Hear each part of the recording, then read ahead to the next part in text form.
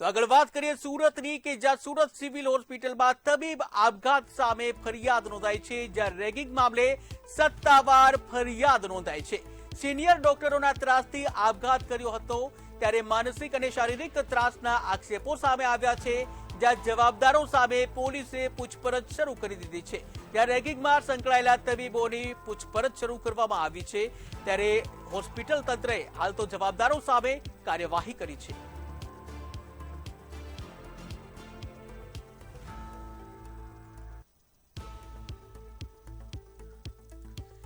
ત્યારે સુરતમાં જે સિનિયર ડોક્ટરો દ્વારા એક ડોક્ટરને જે રેગિંગ કરવામાં આવ્યું હતું ને આખરે હર્ષ પંડ્યા કે જે સુસાઇડ કરી લીધું હતું, ત્યારે આ મામલે હવે પોલીસ ફરિયાદ નોંધાઈ છે। સિનિયર ડોક્ટરોના ત્રાસથી હર્ષ પંડ્યાએ આપઘાત કર્યો હતો। આ સાથે જ સંવાદદાતા દીપક લાઈવ જોડાઈ ગયા છે। જે દીપક, વાત કરવામાં આવે સુરત જે રેસિડેન્ટ ડોક્ટરે આત્મહત્યા કેસમાં ફરિયાદ કરવામાં આવી છે, શું છે વધુ વિગત?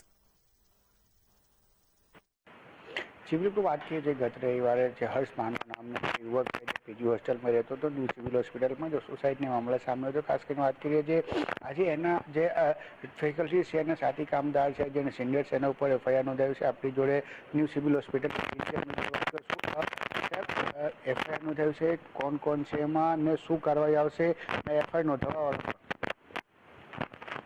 जे घटना बनी रेगिंग अंगेनी એ બાબતે એફઆઈઆર નોંધવામાં આવી છે। એમાં એનએમસી અને યુજીસીના નિયમ મુજબ એફઆઈઆર નોંધાવવાની હોય છે, એ પ્રમાણે નોંધવામાં આવી છે।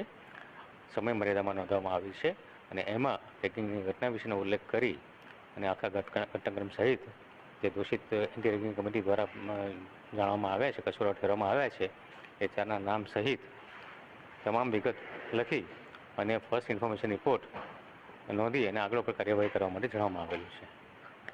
સાહેબ, જે કાર્યવાહી થશે એ કયા મુજબ થશે? રેગિંગ કમિટીને મુજબ થશે કે પોલીસ એફઆઈઆરમાં નોંધાયું છે એ હિસાબે થશે ના? જે કોના કોના નામ જોગ એફઆઈઆર કર્યું? જે રેગિંગ અંગેની ઘટના હોય એમાં સંસ્થાગત જે કંઈ શક્ય હોય વહીવટી અને જે એકેડેમિક જે કહેવાય પેનલ્ટી, એ સંસ્થા દ્વારા ઓલરેડી છે કે જેમાં 4 વિદ્યાર્થીઓને જે દ્વિતીય વર્ષીય રેસિડેન્ટ છે તેમને સસ્પેન્શન કરવામાં આવેલું છે અને જે 4 ફેકલ્ટી જે છે તેમને શોકોઝ નોટિસ આપવામાં આવી છે અને આ અંગેની જાણ પોલીસમાં જાણ કરેલી છે અને એમાં આ જે દોષિતના નામ પણ લખવામાં આવ્યા છે અને એના જે ફર્સ્ટ ઇન્ફોર્મેશન રિપોર્ટ સબમિટ કરવામાં આવ્યો છે અને એના અંગેની કામગીરી પોલીસ દ્વારા આગળ જે ઉપર કરવામાં આવશે એ પોલીસ દ્વારા કરવામાં આવશે અને એમાં કાયદો અને વ્યવસ્થાની જે એજન્સી હોય એમના દ્વારા જે કામગીરી કરવામાં આવે એ અલગ રીતે થશે અને સંસ્થા ખાતે જે કરવાની હતી કામગીરી ઓલરેડી કરવામાં આવેલી છે અને એના અંગેની અમલવારી પણ છે। સાહેબ, સંસ્થા દ્વારા 6 મહિના સસ્પેન્ડ કરાયો છે, તો હવે પોલીસ કેસ થઈ છે, આગળ કેવી કાર્યવાહી થશે? એ 6 મહિના પછી કન્ટિન્યુ થઈ જશે કે પછી કંઈક આગળ જોગાયું છે ટર્મિનેટ જો? આમાં જે કંઈ બાબત હોય એમાં એન્ટી રેગિંગ કમિટીના નિયમો મુજબ એન્ટી રેગિંગ કમિટી જે નિર્ણય ફાઇનલ લે એ પ્રમાણે એની અમલવારી કરવામાં આવે છે। એટલે સંસ્થા તરફથી અમને 6 મહિના માટે સસ્પેન્શન કરવામાં આવ્યું છે। ભવિષ્યમાં પોલીસની કાર્યવાહીમાં જે કંઈ બાબત આવશે તે અંતર્ગત જે બાબત આવશે તે મુજબની કાર્યવાહી પછી કરવાની રહેશે। છેલ્લી પ્રશ્ન, આમાં ફરિયાદી કોણ બન્યું છે? ફરિયાદી સંસ્થા બની છે। મેં આપને પહેલા જ વાક્યમાં કહ્યું કે સંસ્થા તરફથી એમને આ ફર્સ્ટ ઇન્ફોર્મેશન રિપોર્ટ સબમિટ કરવામાં આવેલું છે। બિલકુલ, આ સર સુરત શહેર મેડિકલ કોલેજ એડીએમ જઈ છે કે અમે ફર્સ્ટ ઇન્ફોર્મેશન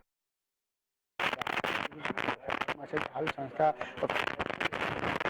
જે પરિવારના જે રેગિંગ કરનાર લોકો છે એની સામે ખાલી જે 6 મહિના સસ્પેન્ડ કરવાનું એમાં ખુશ નથી। એ લોકોને કેવું છે કે હાલ તમારે પોલીસ ફરિયાદ હોવું છે ને એના કારણે હાલ પોલીસ ફરિયાદ નોંધાઈ ચૂકી છે। હવે જોવાનું છે કે પોલીસ એને કઈ બાજુ।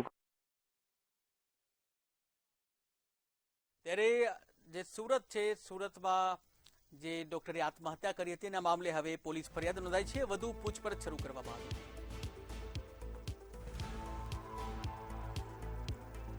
તે સુરતમાં જે ડોક્ટર હર્ષ પંડ્યાએ આત્મહત્યા કરી હતી અને આ મામલે જે જવાબદારો છે, જવાબદારો સામે પોલીસે પૂછપરછ શરૂ કરી છે અને આ અંગે હવે કડક કાર્યવાહી કરવામાં આવશે।